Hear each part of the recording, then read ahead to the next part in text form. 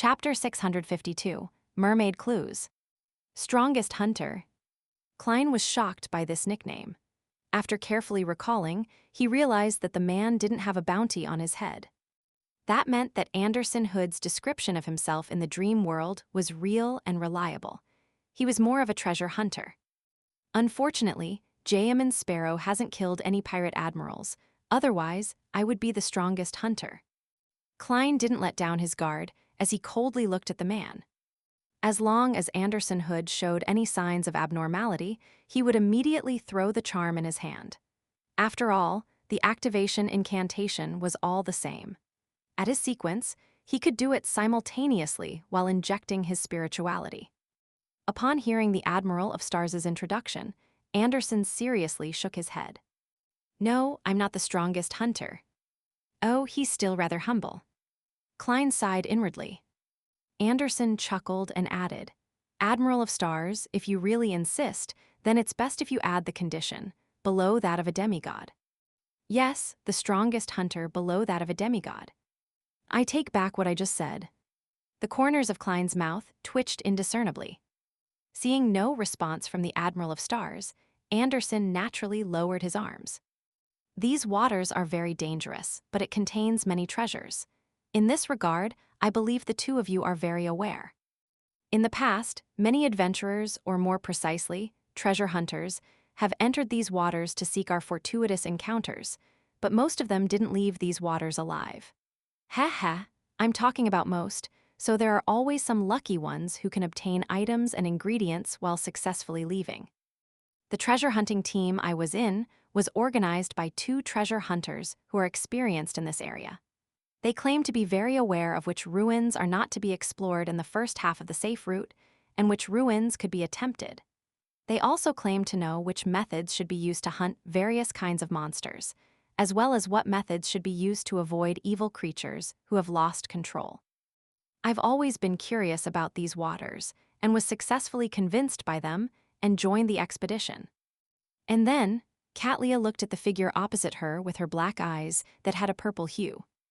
Anderson sighed and said, "It was very smooth in the beginning, as smooth as it can be.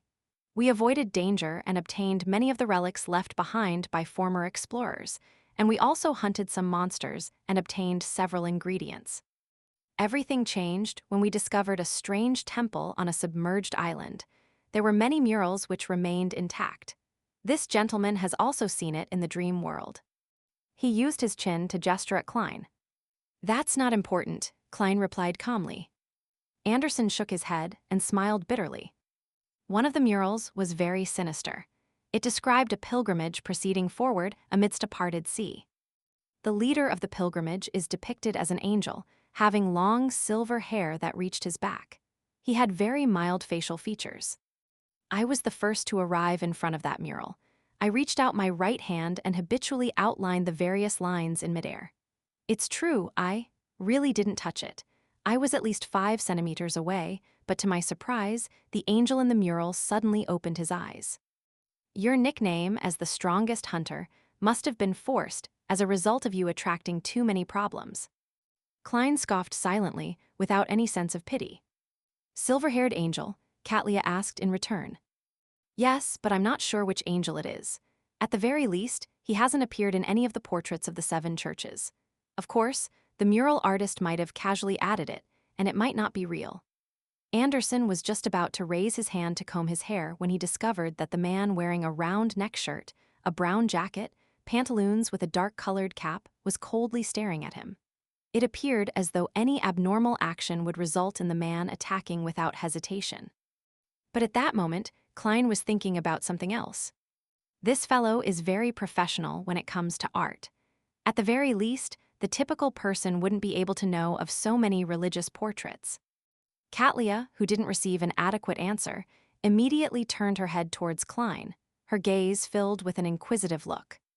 She had just heard from Anderson Hood that J.M. Sparrow had seen the mural. Perhaps this member of the organization that has been gifted by the Lord can recognize the angel. Katlia had an inexplicable feeling that J.M. Sparrow might really know the answer. Considering how Ma'am Hermit would be able to obtain the answer at the next tarot club from a casual question, Klein didn't hesitate to simply say, "Tail Devourer Ouroboros." Tail Devourer Ouroboros, that angel of fate, that king of angels.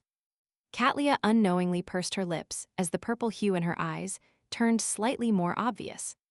The last time she had heard this name was from the Tarot Club, thanks to Miss Justice. And that was her first time learning of the existence of the kings of angels. She never expected to obtain clues of them in the real world in just a few months.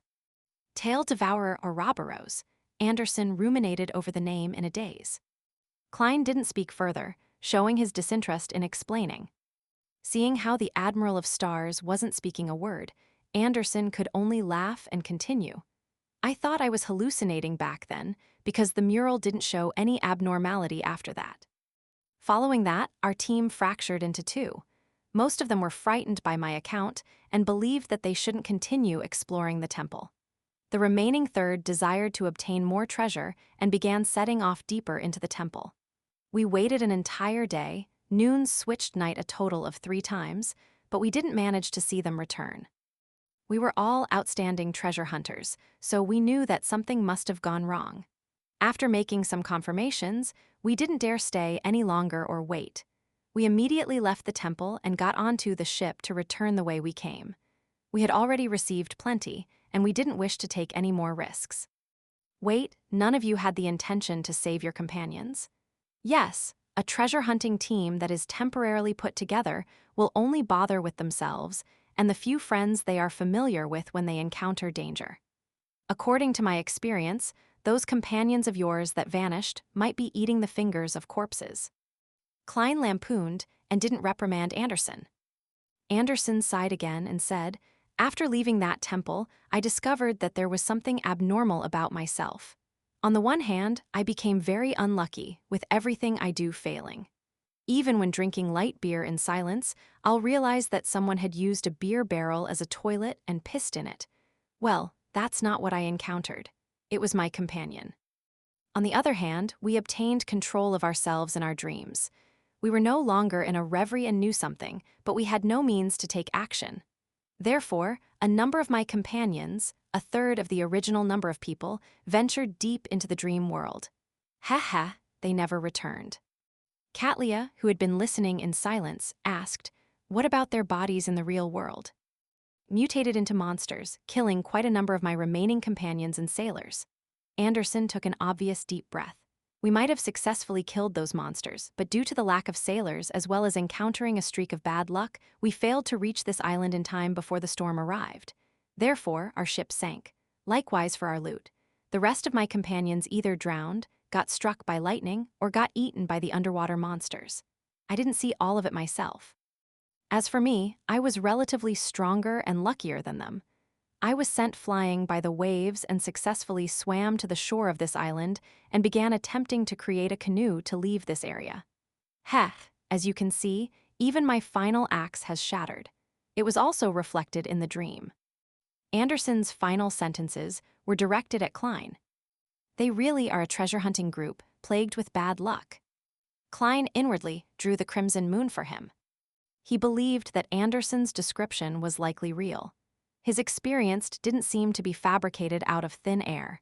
However, it was unknown if he was hiding something. Perhaps Anderson had really gone deep into the temple and eaten the fingers of the corpses before coming out, believing that he was fine. Perhaps he had already explored numerous places in the dream world and had been corrupted by some unknown creature in an inconspicuous manner. After Anderson Hood finished recounting his experience, he smiled at Katlia and the man who he didn't know the name of. "Do I have the honor of being a passenger on your future? I will pay for the fare." He looked as if payment wasn't a problem at all. Katlia once again turned her head to the side towards Klein, as though asking if he would accept. "This is to say that you are leaning towards accepting his request. Aren't you going to do any tests? I have to go above the gray fog to divine before I can provide a clear answer. What gives you the confidence? A beyonder power obtained once a mystery prior reaches sequence 5. Klein figured out a lot of information from Katlia's gaze.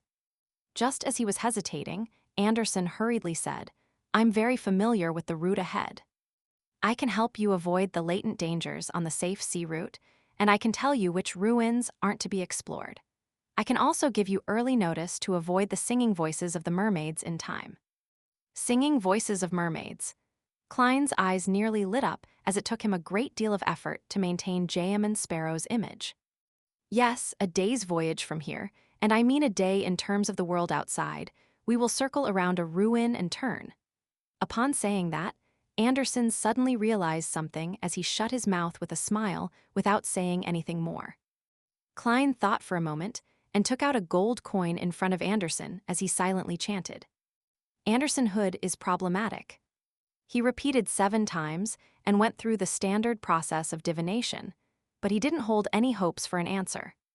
It was a test on Anderson. If Anderson really was problematic, he would definitely show signs of guilt.